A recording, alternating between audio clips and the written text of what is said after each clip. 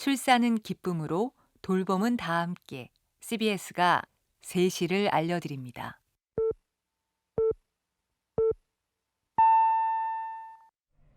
부산일보제 휴 CBS 노컷뉴스입니다. 박형준 부산시장이 명태균 씨가 운영한 여론조사 업체에서 실무를 담당한 강혜경 씨를 명예훼손 혐의로 고소했습니다. 부산시에 따르면 박 시장은 최근 출판물에 의한 명예훼손 혐의로 강 씨를 부산경찰청에 고소했습니다.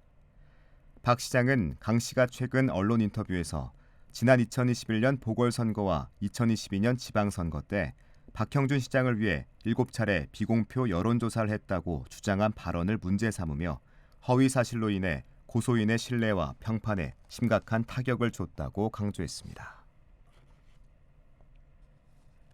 더불어민주당 부산시당 최인호 시정평가 대안특별위원장은 오늘 성명을 통해 내일 열리는 에어부산 주주총회에서 박형준 부산시장과 주주들은 대한항공 출신 인사들로의 에어부산 경영진 교체를 무산시켜야 한다고 주장했습니다.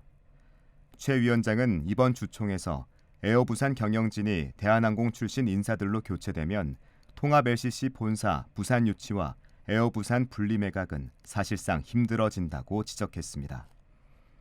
그러면서 부산이 에어부산 지분의 16%를 가지고 있고 팬데믹 등으로 경영이 어려울 때 부산시가 에어부산에 혈세를 투입했던 만큼 박형준 시장은 가용 자원을 총동원해 부산 거점 항공사 유지에 역행하는 시도를 막아야 한다고 강조했습니다.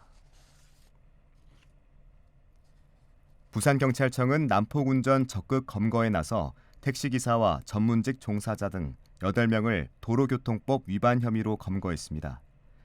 택시기사인 60대 남성 A씨는 지난해 8월 사상구에서 손님을 태운 뒤 신호 위반과 속도 위반, 이른바 칼치기라고 불리는 앞지르기 등 난폭 운전을 일삼았고 20대 외국인 남성 B씨는 비슷한 시기 무면허 상태로 해운대 구남로에서 위험 운전을 한 혐의로 송치됐습니다.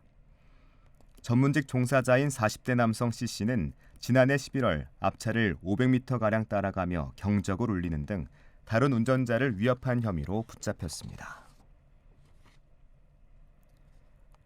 부산시 선관위는 설 명절을 앞두고 제1회 전국동시 새마을금고이사장 선거와 부산시 교육감 재선거 관련 위법행위 예방과 단속을 강화합니다. 선관위는 이 후보자 예정자 등이 명절 인사를 명목으로 금품을 제공하거나 사전 선거운동을 하는 행위를 예방하기 위해 관련 기관과 단체를 대상으로 면담이나 자료 배부를 통해 예방에 나선다는 계획입니다.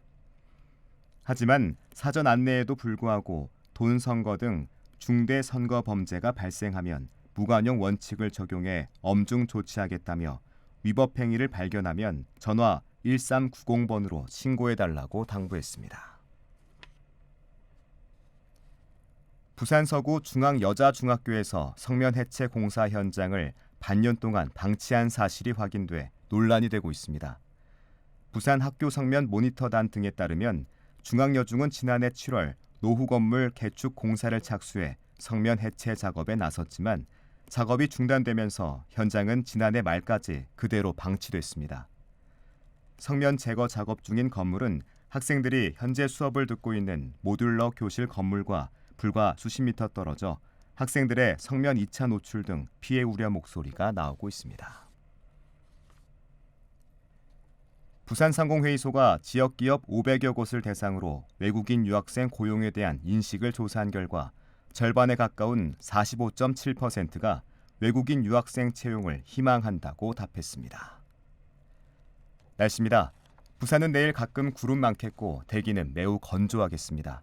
내일 최저 기온은 영하 3도, 낮 최고 기온은 7도로 예상됩니다. 부산의 지금 기온 4.1도, 습도는 19%입니다. CBS 뉴스 국제일이었습니다.